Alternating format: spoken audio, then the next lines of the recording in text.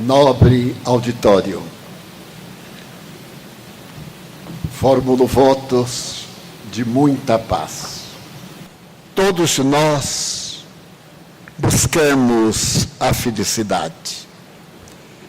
Podemos mesmo asseverar que o objetivo essencial da existência humana é o encontro com a realidade transcendente do ser.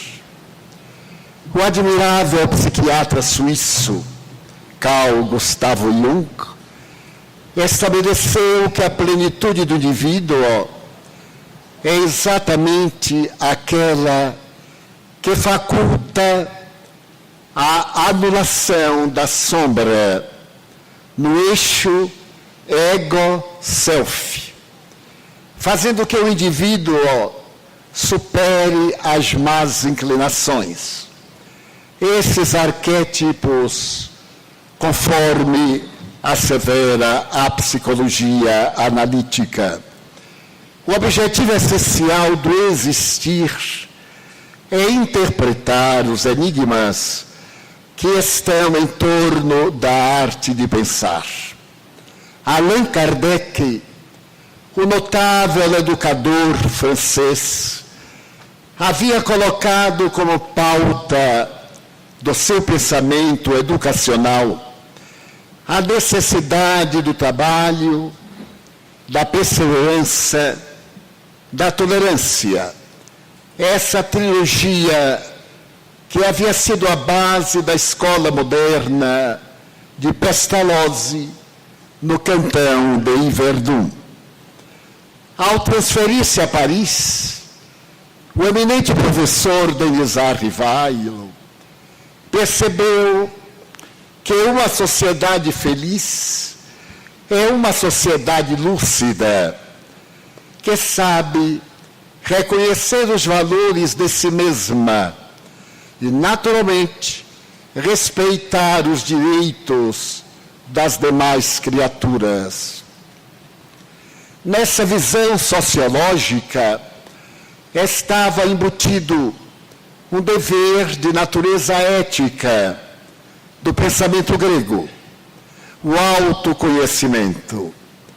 Na história da filosofia grega, assevera-se que Sócrates havia atingido o ápice da sua doutrina de conservação de uma vida tranquila.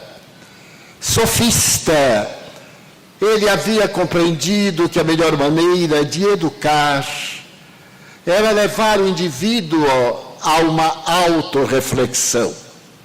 Por esta razão, a palavra educação, educere, quer traduzir como buscar dentro, porque o conhecimento se encontra no ádito do ser que somos, no corpo que estamos.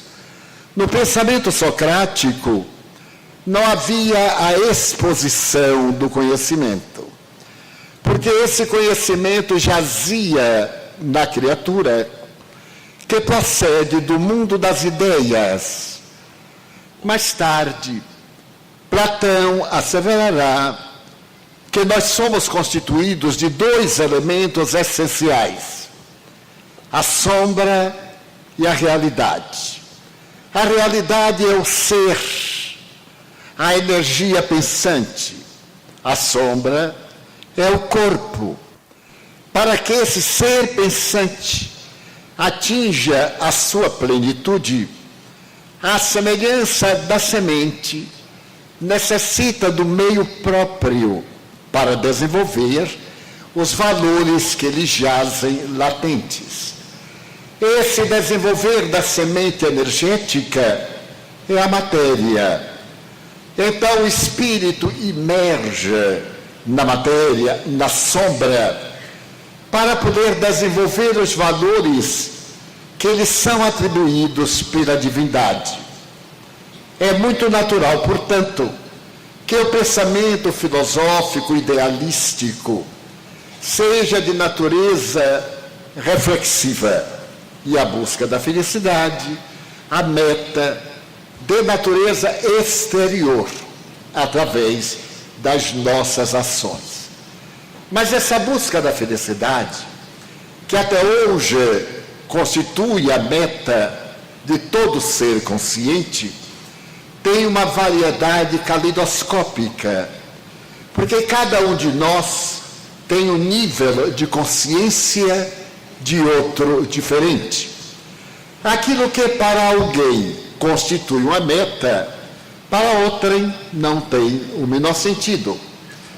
Porque em nossos níveis de consciência, estagiamos naquela fase de consciência de sono. Depois, consciência desperta. Mais tarde, consciência de si mesmo. E, por fim, consciência cósmica. Quando o nosso sentimento abrange o ideal que transcende a vida. Logo, cada qual de nós tem uma meta, um foco, uma forma de viver. Será a respeito disso que iremos expor na conquista da nossa plenitude. Por volta de 1935, na cidade de Los Angeles, na Califórnia, um jovem quintanista de medicina guardava uma ideia absurda. Estava no tempo das discussões filosóficas a respeito da eutanásia. E o jovem doutorando Tadeu Merlin asseverava que a eutanásia é um bem que a ciência médica deve executar. Se alguém é portador de uma enfermidade degenerativa e cada dia ele está pior, na marcha inexorável para a morte, com sofrimentos, é perfeitamente ético que se interrompam esses padecimentos através da eutanásia. Mas apesar do raciocínio do jovem, os seus mestres afirmavam que a função da medicina não é salvar vidas, nem também interromper vidas, tornar a vida mais agradável e digna de ser vivida. Por sua vez, o jovem asseverava: quando eu tenha a liberdade ética de cuidar de pacientes, aqueles portadores das enfermidades que tanto atormentam a criatura humana, em mim encontrarão a plenitude, porque lhes aplicarei a eutanásia, fazê-los dormir, esquecer, apagar, como diria a mensagem gloriosa do Hamlet, e debatia com os mestres em torno da eutanásia. Estava ele às vésperas da formatura, quando caiu um temporal muito comum em Los Angeles durante o verão. A cidade foi transformada num caos. Uma das mais belas cidades dos Estados Unidos estava afogada, as ruas enlameadas, as célebres palmeiras que lhe dão beleza, derreadas, e naturalmente os hospitais sobrecarregados. Mais ou menos às 17 horas, o telefone de urgência tocou e a atendente procurou manter contato. Do outro lado do fio, uma voz desesperada dizia: mandem-me de imediato uma ambulância.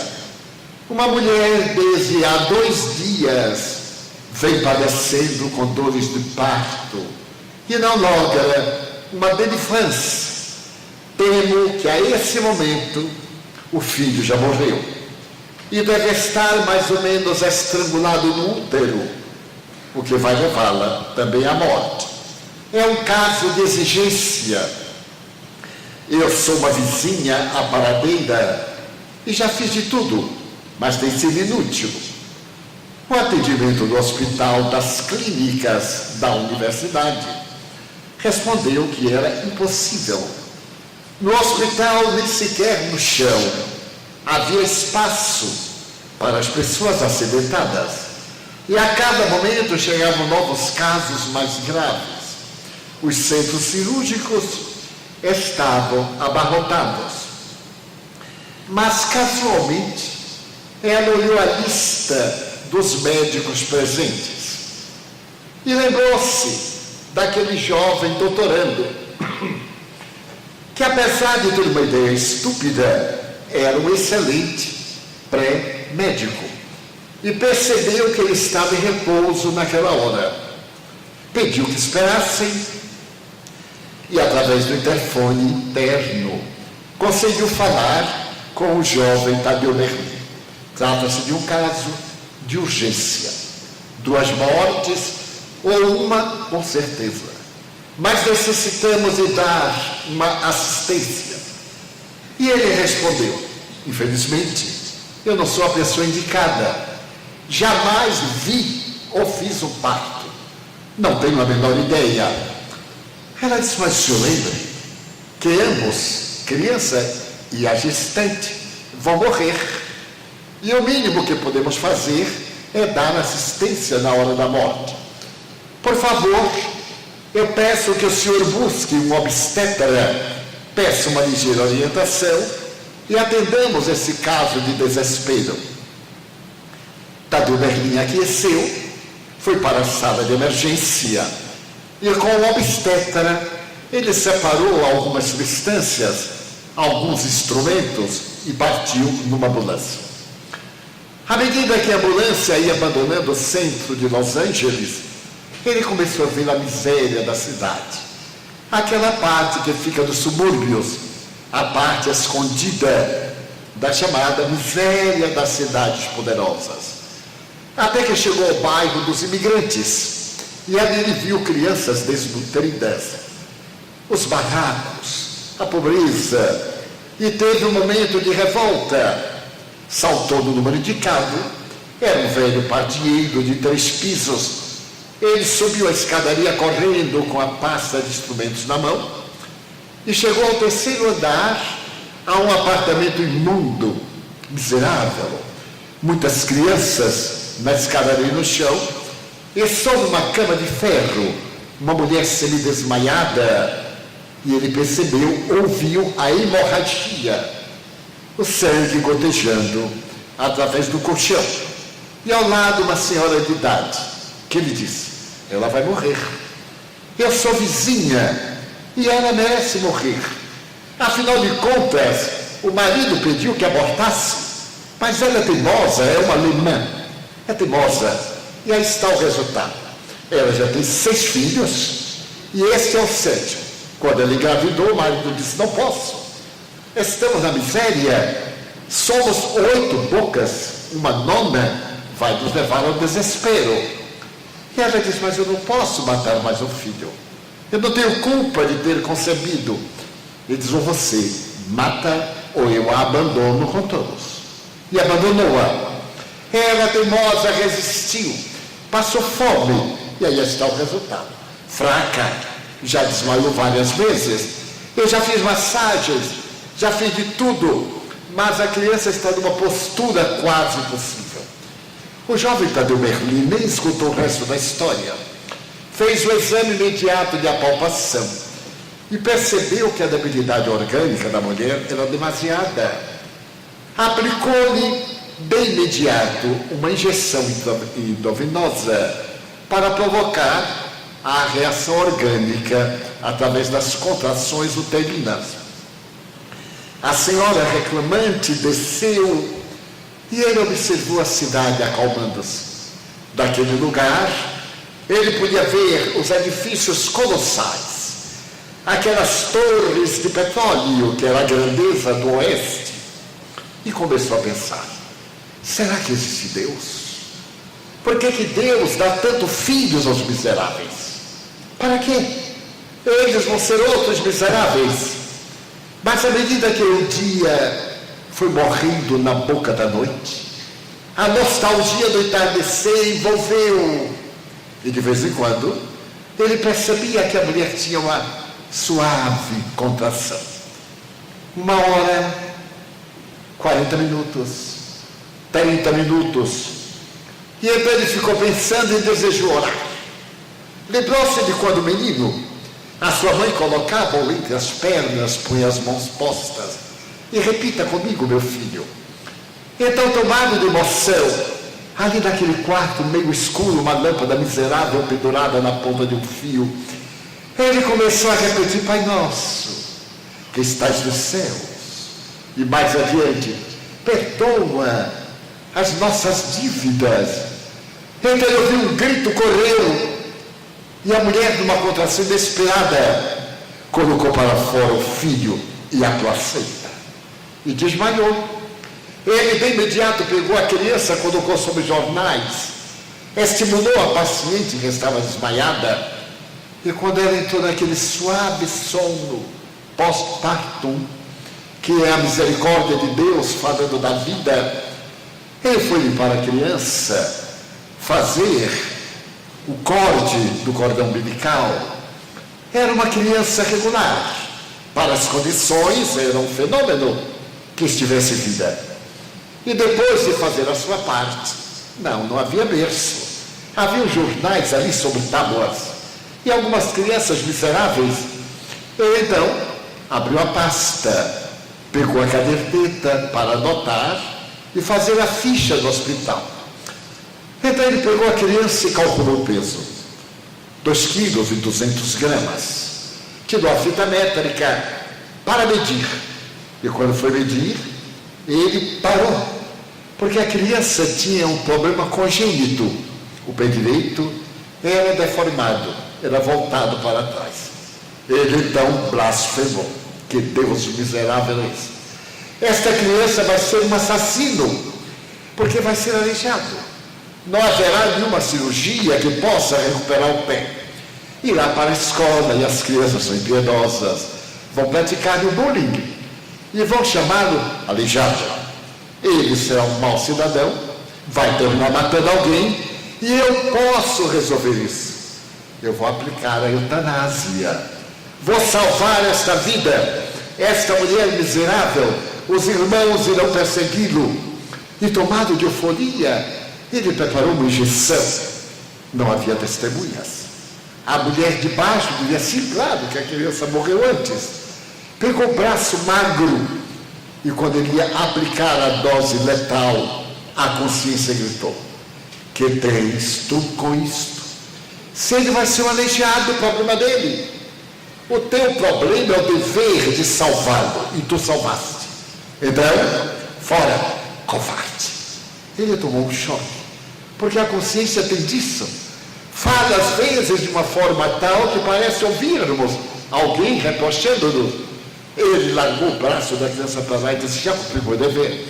Pegou a pasta, desceu a escadaria, tomou a ambulância, voltou ao hospital e ali colocou os dados que lhe pareceram próprios. O jovem Tadeu Merlin diplomou-se em medicina infantil, abandonou Los Angeles e foi para o centro-oeste norte-americano. Abriu uma clínica, casou-se, tornou-se um excelente pediatra. Teve uma filha. A filha cresceu, veio estudar medicina para ajudar o pai na sua clínica.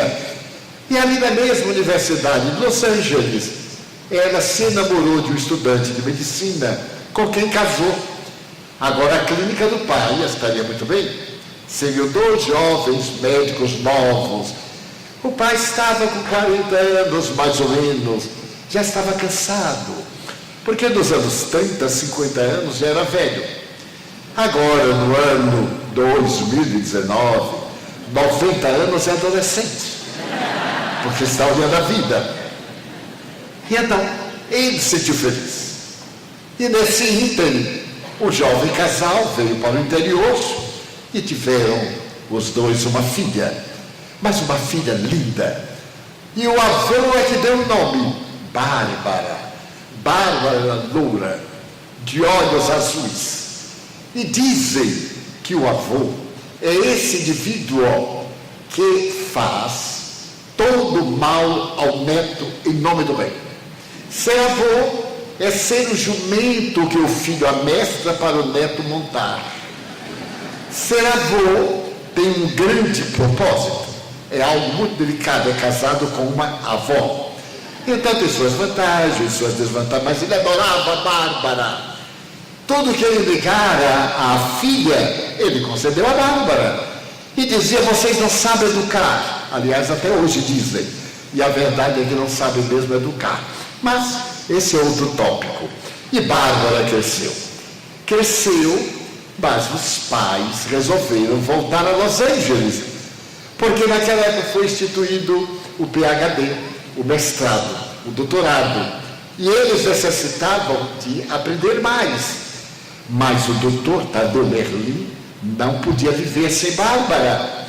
Vendeu as propriedades e transferiu-se para Los Angeles para salvar a menina dos pais. Ergueu 2 mansões, uma para ele, senhora, a outra para a filha, o marido e Bárbara, que ficava mais tempo com a avó do que com a mãe. Aliás, as mães aproveitam porque os avós parecem que têm mais cuidado. É uma filosofia moderna. A verdade é que a felicidade é curiosa. Não há felicidade que sempre dure, nem desgraça que um dia não se acabe. Orienta o refrão popular. E quando Bárbara completou 5 anos, ela terminou o jardim de infância. E o avô resolveu dar-lhe uma festa de aniversário, um garden party. Preparou os amigos, convidou todos os colegas de Bárbara, e naquele domingo estava um garden party dos mais belos de Los Angeles. A imprensa havia noticiado. Mas às 5 horas da manhã, Bárbara estava choramingando. O avô foi ver e percebeu-lhe uma febrícula. Dessas febrículas que são o tormento dos pais de crianças. Ele então aplicou um antitérmico. Às 8 horas, Bárbara estava pálida, porém sem febre. Ao meio-dia, Bárbara estava com febre, um pico de 38, e sob as pálpebras havia umas olheiras. Ele ficou impressionado. Deveria ser uma infecção gripal, violenta, mas mais ou menos às 3 da tarde ela estava melhor. E começaram a chegar as crianças e as mães de crianças. Em aniversário de criança, quem mais se distrai são as mães de crianças, que levam bolsas, sacola de plástico na bolsa, para levar assim uma coisinha para casa, para fulano, para Beltrano. Isso é uma técnica feminina, aliás, muito próspera. E chegavam as amigas, elas sorriam, porque toda vez que a mulher sorri ao lado de outra, está falando mal de outra, de uma terceira. É uma coisa curiosa, fala sorrindo. Quem estiver de longe diz, olha que maravilha. Elas, olha para lá, olha que cínica, está olhando para nós, mas fala rindo, tão delicado. E estava aquela alegria maravilhosa em Bárbara. As crianças comendo pão de mel, açúcar cândido, tudo. E ele feliz. De repente ele procurou e não viu Bárbara. Saiu correndo. Era um jardim imenso. Ele foi até o rosal. E a menina estava embaixo de uma trepadeira, tremia de frio e febre. Ele pegou, correu para o alcova. As pessoas saíram e ele percebeu que era muito grave. Então ele foi buscar um infectologista. Era um domingo. O colega veio e disse, é grave, muito grave. Então vamos fazer um exame de sangue. Mas os laboratórios estavam fechados. Mas o infectologista tinha um amigo que era hematologista e levou o sangue e pediu pressa. Esse hematologista foi para o laboratório e à 1 da madrugada, Bárbara estava com 41 graus e 2 pontos. Ia delirar. Era muito grave. Uma palidez. Quando veio o resultado, às 2 da manhã, tratava-se de um vírus para o qual não havia ainda diagnóstico. Era um vírus tão perverso que atacava uma criança em 1 milhão de crianças. E não havia cura. Bárbara ia morrer. Então era fatal. ia morrer de uma forma cruel, porque esse vírus se introduzia nos músculos, nos tendões, e matava por asfixia, ia endurecendo todos os músculos, inclusive dos pulmões, e a criança ia perdendo a respiração até morrer no estado desesperador. No mínimo, ou no máximo, de 3 a 5 dias de vida tormentosa. O doutor Tadeu Merlin ficou desesperado. Então o hematologista disse: se fosse minha neta, eu aplicava a eutanásia, porque eu não teria coragem de ver minha neta morrendo. Ele disse: mas matar a minha neta? Sim, porque matar os outros é bom, mas quando são os nossos é diferente. Matá-la? Eu sou muito rico, eu então buscarei. Não tem cura. Ele dobrou-se sobre a fatalidade e deixou o tempo passar. Ao meio-dia, 24, 26 horas depois, Bárbara estava espálida, estava parecendo morrer. Quando o seu primeiro colega que o veio ajudar disse: ela vai morrer. Ele disse: mas não pode morrer, eu tenho muito dinheiro. Estava na época as clínicas Mayo de Nova York, revolucionaram a medicina mundial. Então leve-a à clínica Mayo, mas ele estava na Califórnia. Na atualidade são 6 horas de voo direto em naves rápidas, eram os anos 30, mas assim mesmo ele correu risco com a esposa, os pais de Bárbara, atravessaram os Estados Unidos, foram contra o fuso horário, e à noite, altas horas, ou melhor dizendo, pela madrugada, ele estava com Bárbara no colo, diante do Dr. Maio. Levava os resultados dos exames. E esse médico extraordinário meneou a cabeça e disse: nós somos apenas médicos, não somos Deus. Ela vai morrer. Não há terapia. Ele disse: mas não pode. Mande-me a outro médico. Não posso cruzar os braços, deixá-la morrer. Mande-me a qualquer. Eu tenho que ir, tenho que carregá-la. Dr. Mike disse: nós temos um colega em Hamburgo, na Alemanha. Ele vem estudando vírus, ainda mais esses vírus estranhos. Foi ao fichário, mas ela não terá tempo, ela morrerá talvez na viagem. O voo é longuíssimo, com várias escalas, 2 dias. Eles tinham que levá-la a qualquer lugar, e partiu para a Alemanha. Quando chegou a Hamburgo, Bárbara mal respirava. Ele chegou à clínica do médico, e quando o médico olhou, disse: chegou tarde demais. Eu ainda não consegui isolar esse vírus. É cruel. Volte depressa para ela morrer em casa. Ele disse: não posso. Mande-me a outra. Mas não tem outra. Não tem ninguém. Bem, tem alguém.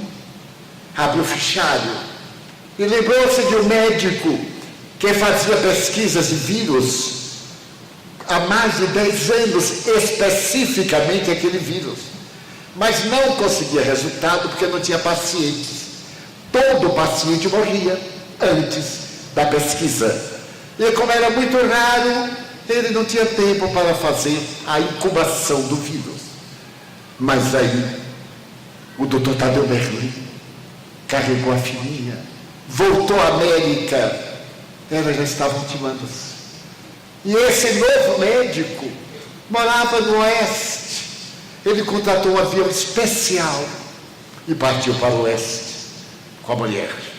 A filha e o marido já não aguentavam viajar. Era um lugar muito quente, próximo do deserto de Nevada. O local era miserável, de mineradores. No aeroporto, se aquilo era no aeroporto, estava uma ambulância caindo aos pedaços. Ele arrependeu-se, o calor asfixiante, a criança morrendo, e ele arrependeu-se de ter vindo. Mas ali estava, foi levado até a clínica. Não era uma clínica, era um barracão de madeira. Era como o pátio de Victor Hugo em Notre-Dame, os miseráveis.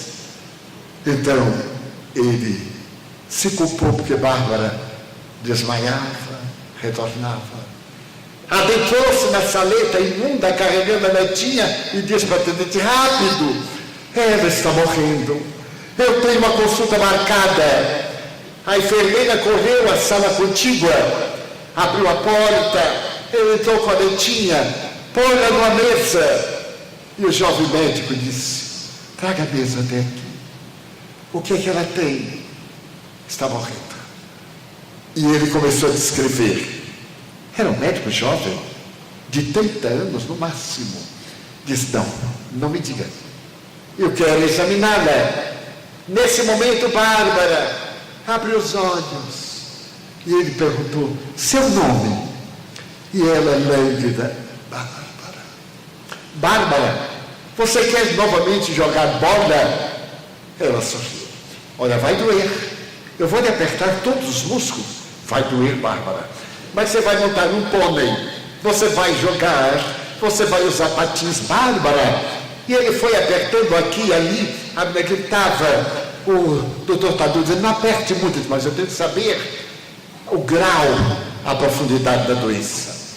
Menos de meia hora ele disse: é o miserável. Esse vírus faz 10 anos que eu estou com ele, numa proveta, mas não consigo encontrar uma cobaia humana. Eu já fiz com antivírus uma vacina, mas só apliquei em pequenos animais. Eu poderia aplicar nela, mas é provável que dê o efeito contrário. Doutor, pelo amor de Deus, disse o doutor Tadeu, aplique. Ela está morrendo de qualquer forma. Aplique. Ele disse: não, você tem que assinar o documento.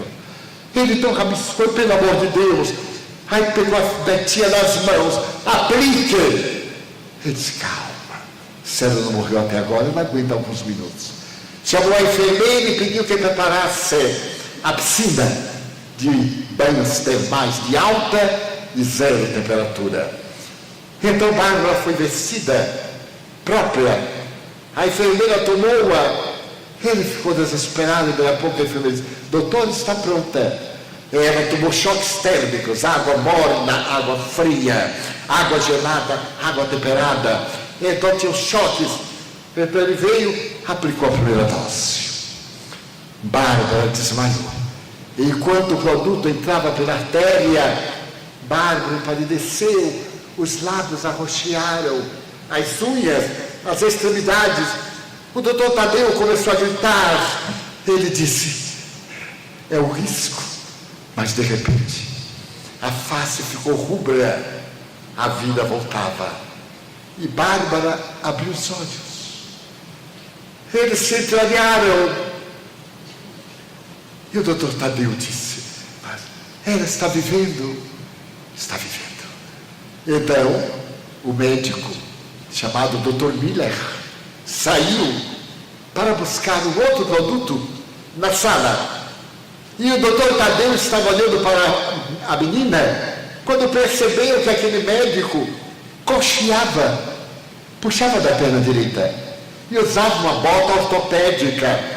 Ele olhou no justo momento que o médico olhou para ele e disse: doutor Tadeu perguntou: foi um acidente genético?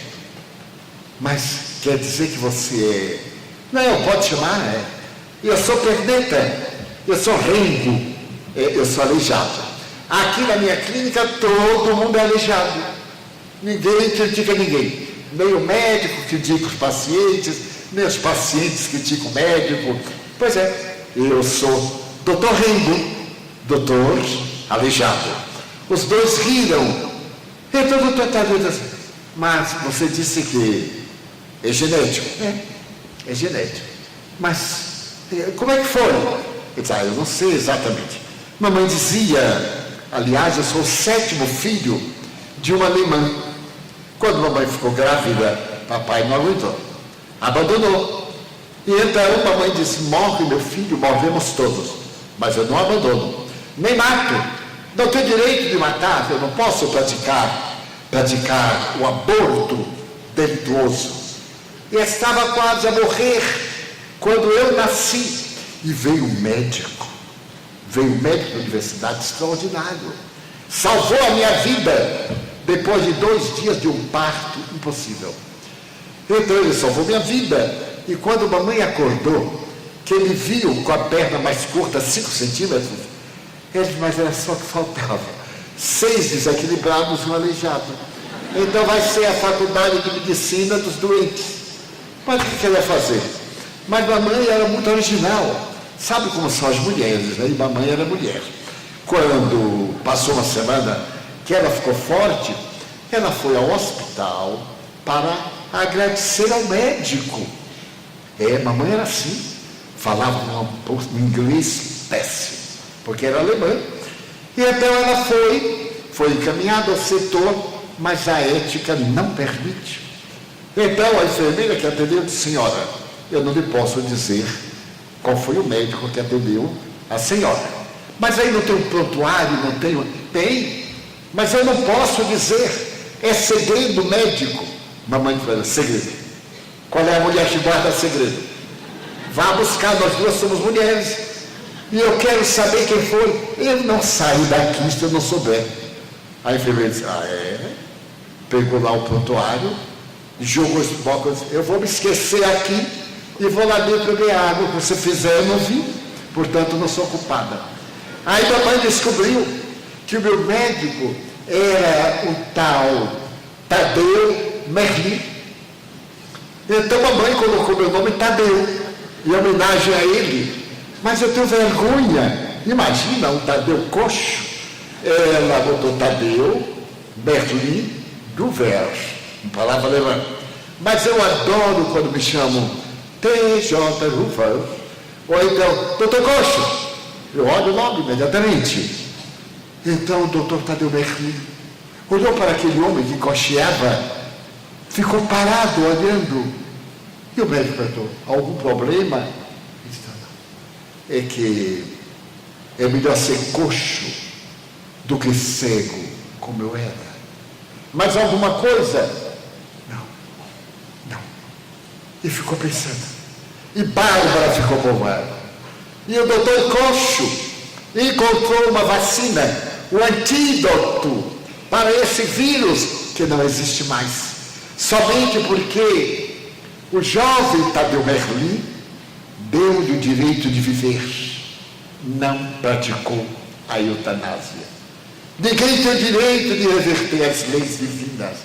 Esta história real da Universidade de Los Angeles, clássica, fala-nos a respeito da filosofia da vida. Qual é a felicidade, afinal? Ele, por pouco, não destruiu milhares de vidas que iam depender daquele aleijado. Aquele quis interromper a existência porque era ignorante das leis soberanas da vida. As leis cósmicas.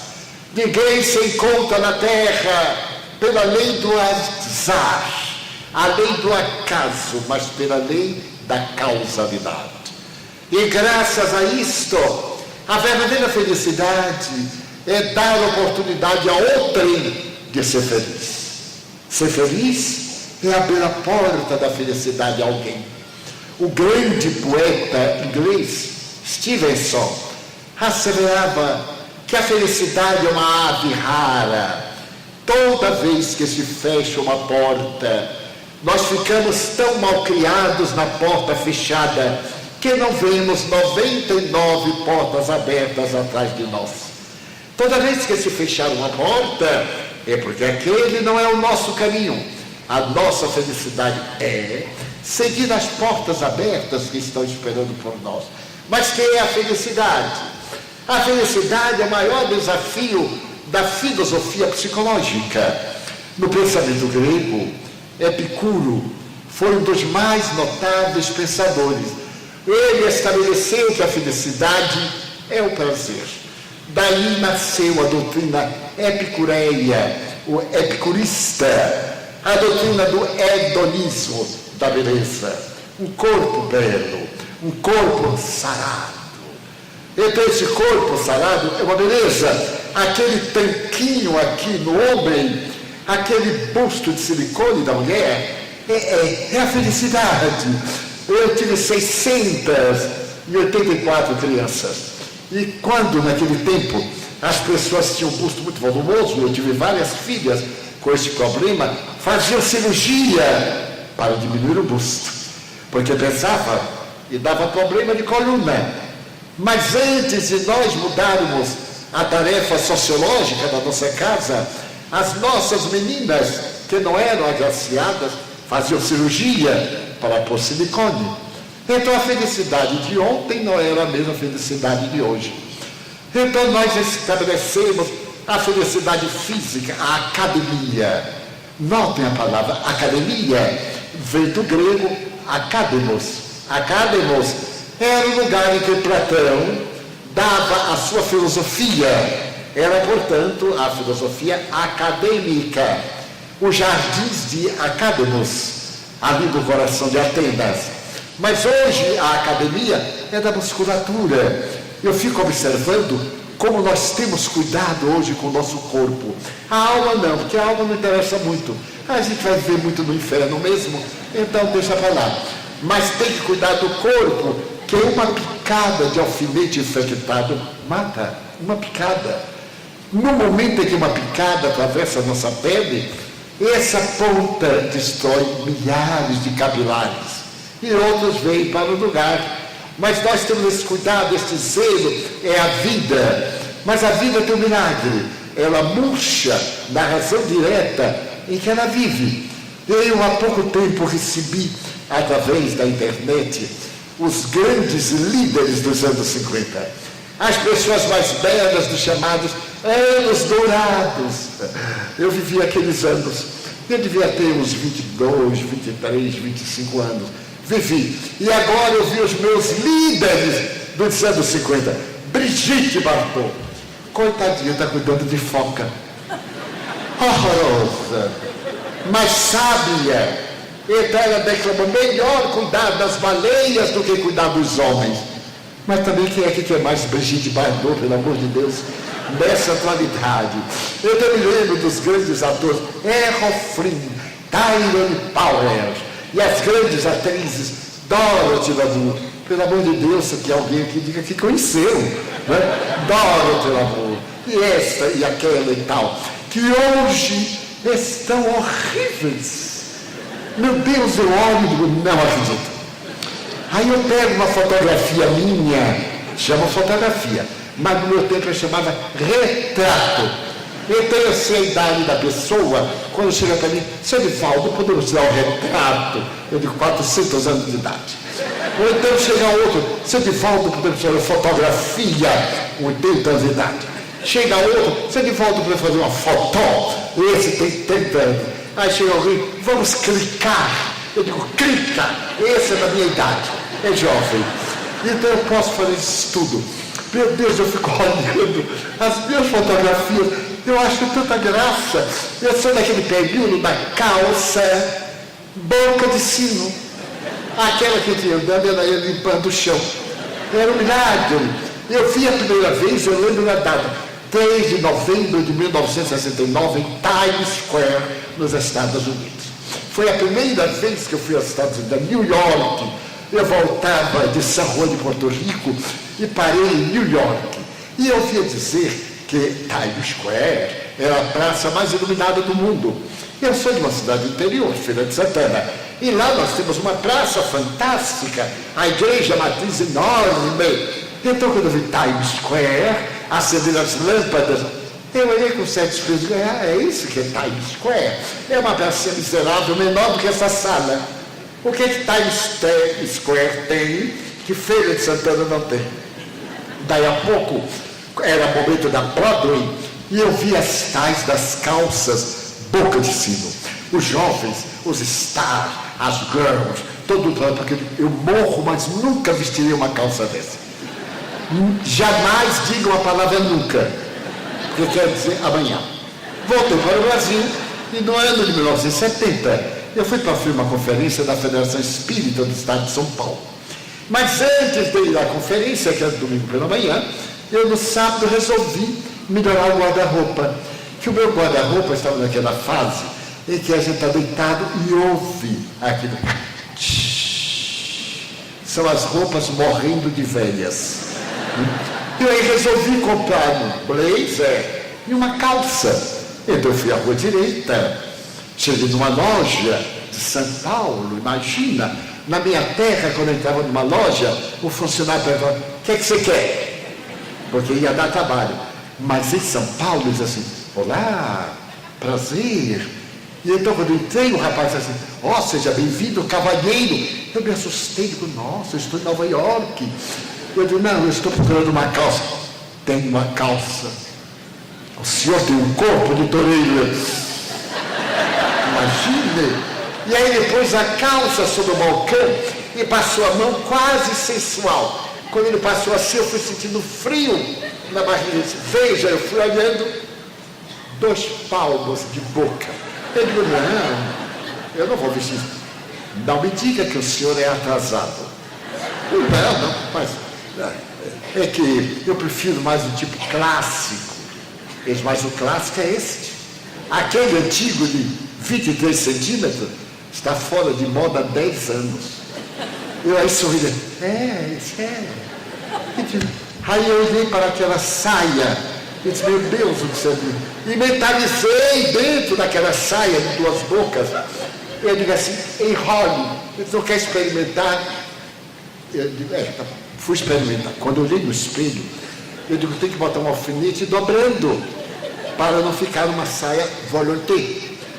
No dia seguinte, eu vesti a tal da calça. Saí do hotel com vergonha, peguei um táxi e fui para a palestra. Proferi a palestra. Quando eu terminei, uma amiga me disse, Manivaldo, foi fantástico. Ele disse, a palestra? Eu disse, não, a calça. Eu disse, mas o que tem a ver a calça? É a última palavra. Você está no rigor da moda. Eu digo, não digo. Então no dia seguinte, segunda-feira, eu voltei à loja. Quando eu fui entrando, o rapaz falou, é outra de 2. Bem, a felicidade. Então para Epicuro, a felicidade é o prazer, é o sorriso. Mas os epicuristas notaram que para ter o prazer é necessário ter, para gozar. Então, a filosofia hedonista é a filosofia capitalista. Ter o poder, comprar, gozar. E perceberam que o ter é valioso, mas não é essencial. Pode-se ter dinheiro e não ter o amor. Há poucos dias, eu vi um homem de 85 anos e uma garota de 16 apaixonada por ele. Era amor, sem dúvida. Ele muito rico, velho, gagá, já com o pé na cova. E aquela garotaça apaixonada tinha de ser por ele. E casou. Eu orei muito para que ele morresse naquela noite, porque a pobrezinha já ficava rica de véspera. Então, esse é o hedonismo. Viver para os nossos instintos básicos. Comer, dormir, praticar sexo. Mas será que a felicidade é essa? Isso não tem o sabor da água do mar? Quanto mais a gente bebe, mais tem sede, porque a água do mar é salgada, não mata a sede. Então a filosofia hedonista cresceu e entrou em decadência. Se a felicidade não era ter, que seria a felicidade? Um outro filósofo da cidade de Corinto estabeleceu que a felicidade era não ter nada. Ele chamava Diógenes. E Diógenes era cínico. Apresentou a filosofia cínica. Porque todo mundo que tem medo de perder. E a felicidade não pode ser querer mais para não perder. Então quem não tem nada não pode ficar mais desgraçado do que já está. Então é feliz. E Diógenes pregava essa felicidade. Ele morava num bairro miserável, numa casa suja. E pregava nas ruas de Atenas certo dia. Ele saiu com uma lanterna, procurando um homem, uma lanterna acesa, procurando um homem feliz. E não encontrou. Então ele foi detestado. Mas ele continuava com a sua filosofia. Nesse ínterim, Alexandre Magno da Macedônia, o jovem que conquistou o mundo aos 30 anos, conquistou Corinto e mandou pedir ao governador que mandasse Diógenes a sua galera, porque ele era discípulo de Diógenes. Os poderosos do passado tinham sempre um filósofo, e ele adorava Diógenes. Então o governador foi à casa de Diógenes e encontrou escrevendo na poeira do chão, sujo, acabado. Ele disse: Diógenes, o homem que conquistou a terra, quer conhecer-te. E ele disse que se tu não fores lá, que ele vai destruir Corinto, não ficará pedra sobre pedra. Diógenes disse: ele quer me conhecer? Então ele que vem cá, porque eu não vou lá. Mas Diógenes, ele vai destruir a nossa cidade. Ótimo, porque eles ficarão logo livres, ninguém terá mais interesse em destruir a cidade. E não foi. Quando o grande conquistador soube, achou tão notável que ele foi visitar Diógenes com os seus generais. Chegou àquele bairro muito pobre, chegou à casa de Diógenes, e Alexandre Magno tinha um corpanzil, ele tinha um tanquinho, era forte, abriu os braços na porta, e Diógenes escrevendo no chão. Então Alexandre disse: Diógenes, eu venho te oferecer metade do mundo. Eu sou o dono da terra, eu conquistei a terra, quero levar-te para que administre-me a mim, e eu administro o mundo. Diógenes levantou-se, deu-lhe um empurrão e disse: Senhor, não me tomes aquilo que ele não pode estar. Alexandre perguntou: mas o que é que estou tomando? Percebeu que, estando na porta, tomava o sol, e ele podia dar qualquer coisa, mas não podia dar o sol. Então Diógenes não deu importância. Alexandre achou tão notável que perdoou a Corinto, perdoou a Diógenes, e morreu 2 anos depois. E Diógenes morreu de velho. Então, será que a felicidade é não ter nada? Esta felicidade está em nós hoje, através dos relativos. Eu só serei feliz quando me casar. No meu tempo era assim. Agora não, eu só serei feliz quando me divorciar desse miserável. Eu só serei feliz se ganhar na loteria.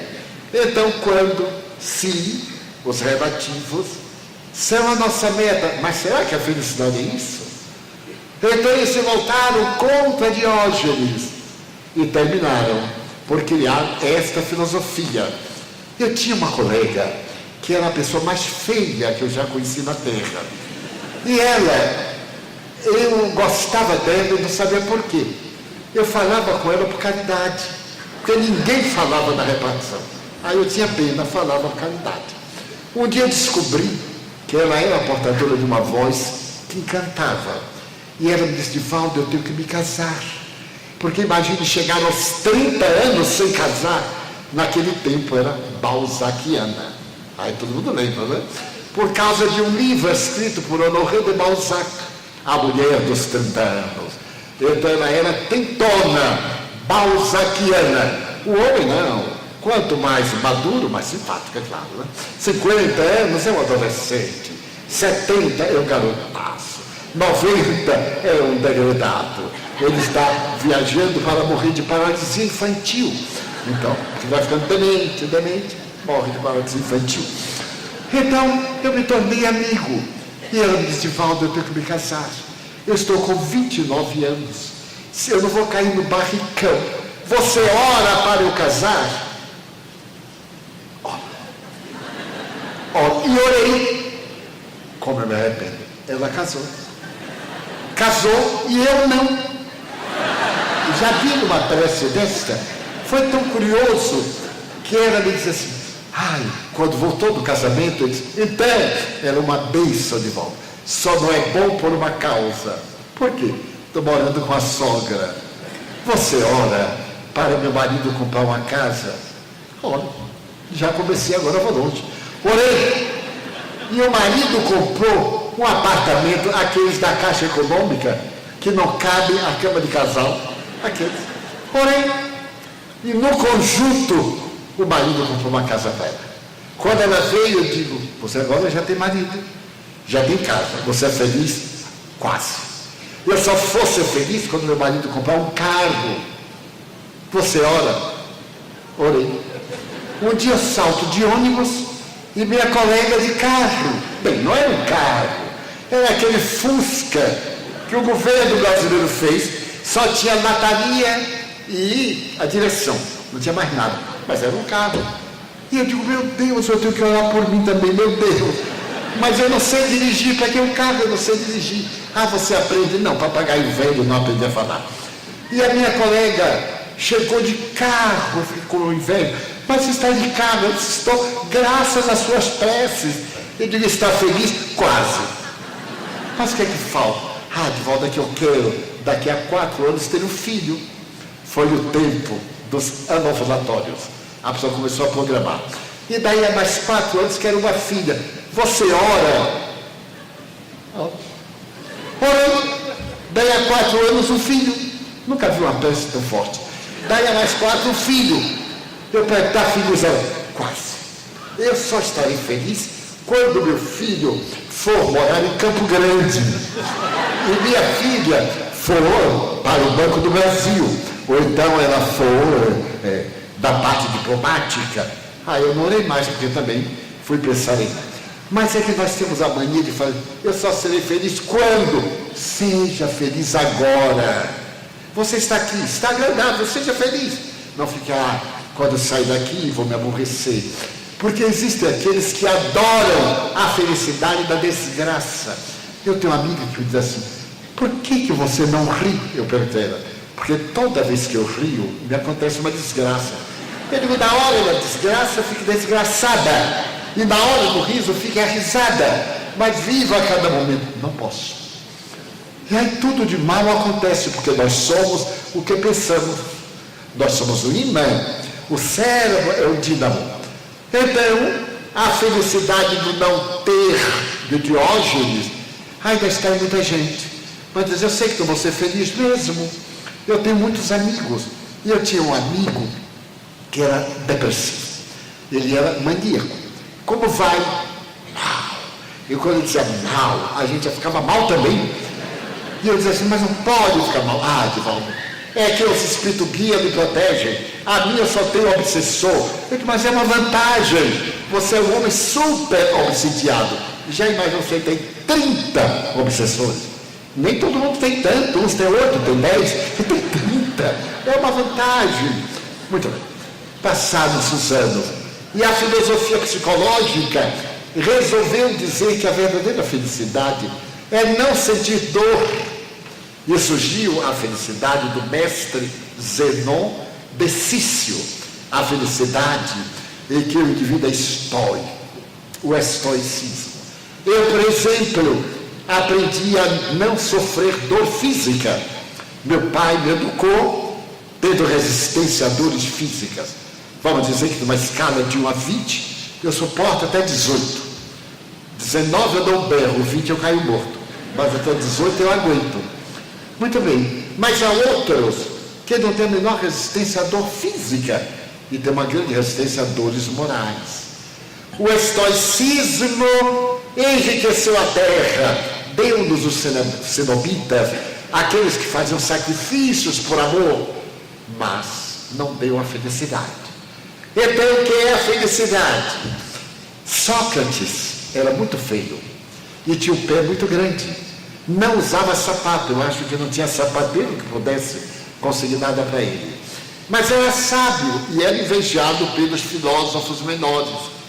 E certo dia, os filósofos menores foram a Delfos, as grandes montanhas do Olimpo, e perguntaram ao deus Apolo qual é o homem mais sábio do mundo. E incorporado na profetisa, deus Apolo disse, Sócrates. Então eles ficaram mortos de inveja. E quando encontraram Sócrates, disseram, olha, nós tivemos em Apolo, e Apolo disse que tu és o homem mais sábio da Grécia. Tu te crês o homem mais sábio da Grécia? Creio. Mas como? Por quê? Porque eu sou o único que sabe que nada sabe. Porque quanto mais nós sabemos, mais se abre o horizonte. Eu fico olhando pessoas modestas culturalmente, não têm perguntas. os funcionários, os operários de nossa instituição. Eu faço perguntas, eles não têm perguntas, não têm conflitos, pelo menos existenciais. Contei então ser com as funções básicas, mas cada um de nós, à medida que o horizonte intelectual alarga, mais questões, mais adventa-se, mas nós reconhecemos a pequenez do nada que somos. E quando Allan Kardec lançou o Livro dos Espíritos, ele então faz uma pergunta notável: qual é o método mais eficaz para ser feliz no mundo e libertar-se das más inclinações? Pergunta 1019 do Livro dos Espíritos. E eles responderam: Sócrates já tinha afirmado, conhece-te a ti mesmo, retificando 919. Então Sócrates havia dito, conhece-te a ti mesmo. E esta frase passou a ser de Sócrates, mas não é. Quando Sócrates soube que havia sido nomeado à sabedoria, ele foi pessoalmente a Apolo. E quando chegou no imenso santuário, ele viu em um templo, em uma curva, essa frase que é dos 7 sábios da Grécia, é da Magna Grécia: Gnote se auton, conhece-te a ti mesmo. Ele achou tão notável que trouxe para Atenas e imortalizou. Santo Agostinho, diante dessa resposta, diz: fazei como eu. Diariamente, quando me for deitar, faço o exame de consciência. E quando eu descubro que eu fiz o bem, eu prossigo no dia seguinte. Mas quando eu errei, no dia seguinte eu me reabilito. Nós chamamos isso reflexão. A doutrina católica tradicional estabelece esse como modo de resignação. Então, o que é a felicidade? Poderíamos agora repetir com a ciência do espírito, a doutrina filosófica do espiritismo. A verdadeira felicidade é amar. Quando nós amamos, nós encontramos a plenitude.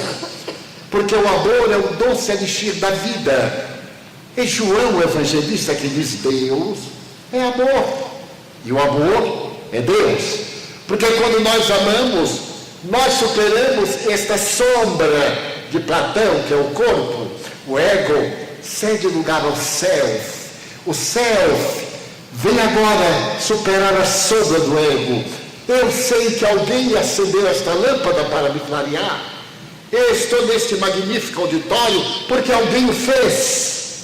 Alguém, quando fez, tinha uma meta da beleza, um espaço cultural. Então a minha felicidade é proporcionar a alguém a plenitude hoje, que talvez não lhe atender amanhã. Se Tadeu Nermin houvesse levado à morte o pequenino desconhecido, ainda teríamos o vírus devorando vidas. Mas porque ele deu a oportunidade ao outro de viver, esse outro, da segunda geração, salvou-lhe a neta de uma doença virótica incurável. Então vem a doutrina espírita dizer: o sentido da vida é a plenitude. Nós somente somos plenos quando superamos a nossa inferioridade, esta sombra dos nossos instintos, essas tendências que nos atam à matéria que vai desaparecer. Foi por isso que Jesus prometeu não nos deixar órfãos. Eu vos mandarei o Consolador.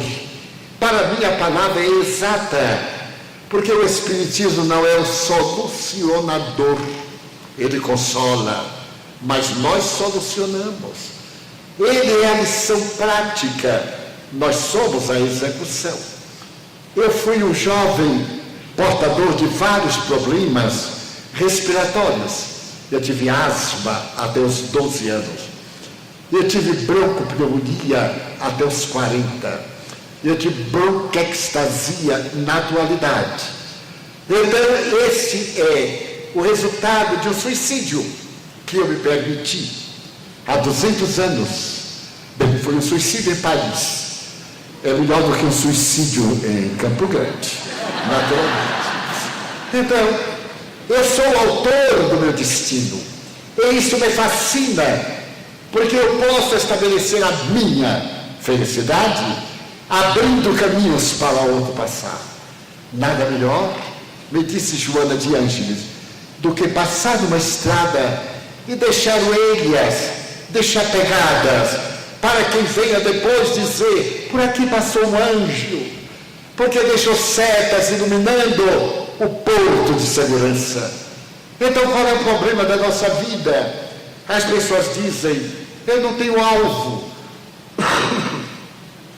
Qual é o meu alvo? Pois aí está o alvo, procure. Não espere que ninguém interprete o seu enigma. Está dentro de você. Tenha coragem de viajar para dentro. Ou faça um grande silêncio para ouvir as estrelas.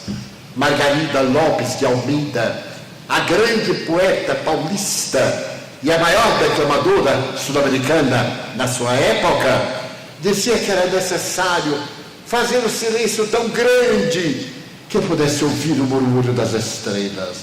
Então hoje nós fazemos silêncio nesse tumulto para escutar a dúlcida voz dos nossos corações, para novamente subir na montanha e escutar a voz gloriosa daquele cancioneiro da saudade. Vinde a mim, ó vós que estáis aflitos e cansados, tomai de mim o meu fardo, recebei o meu jugo, é leve o meu fardo, suave o meu jugo, vinde a mim. É uma canção inesquecível, porque todos nós temos solidão, todos nós temos saudade, temos essa melancolia profunda do além, que não sabemos interpretar. Então vem aquele cancioneiro do amor, e a semelhança de Rabindranath Tagore, o poeta da Índia, repetir quando a tua carruagem de luz parou na minha porta, eu estava no peitoril da janela esperando o amor, e não sabia que eras tu, ó príncipe da minha vida. Tu estendeste a mão, e eu então procurei ver o que eu tinha para dar.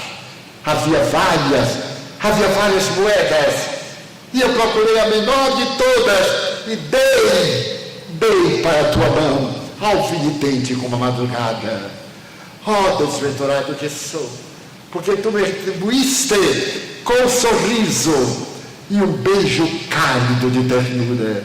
Se eu tivesse sabido antes, eu me dava a ti próprio, e então eu me fundia no teu inefável amor, cantor das estrelas. Este cantor das estrelas veio dizer-nos suavemente, tem de bom ânimo, eu venci o mundo. A maioria de nós é hedonista, nós queremos vencer no mundo, mas ele venceu o mundo.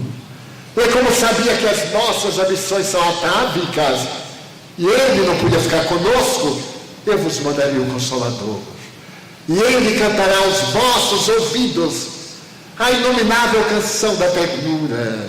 Ainda na semana passada eu tive a oportunidade de ver um grupo de espíritos dialogando, e então Joana de Ângeles disse-me, antes tu buscaste Jesus e o abandonaste nas palhas do desequilíbrio, agora é tua última chance.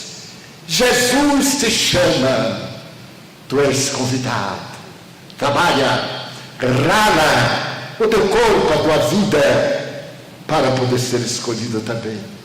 Então nesta noite de evocações tão caras, de 40 anos da nossa fé, de 80 anos do nosso discípulo Jesus, parece que nós ouvimos naquele monte a dúlcida mensagem das bem-aventuranças, o mais notável compêndio de literatura do mundo, a sinfonia inacabada, bem-aventurados os mansos de coração, bem-aventurados que amam a justiça, bem-aventurados sede vós, quando vos perseguirem meu nome e falarem de vós tudo por minha causa. Bem-aventurados os pobres é espírito de orgulho e espírito de grandeza, porque deles é o reino dos céus.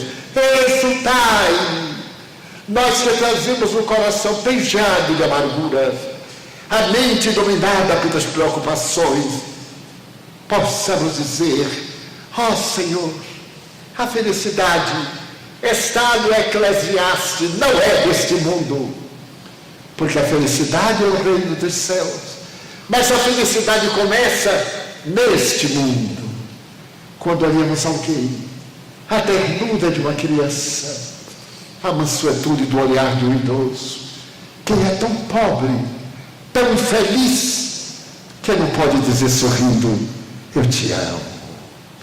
Quem é que não tem um certo momento de ternura e não toca a mão de outra em 3 palavras: eu te amo? E então há uma melodia dúlcida no coração, porque aquele que nos amou tanto, que deu a sua vida, está dizendo: e quando vos derdes, abrir-se-ão as portas do reino dos céus.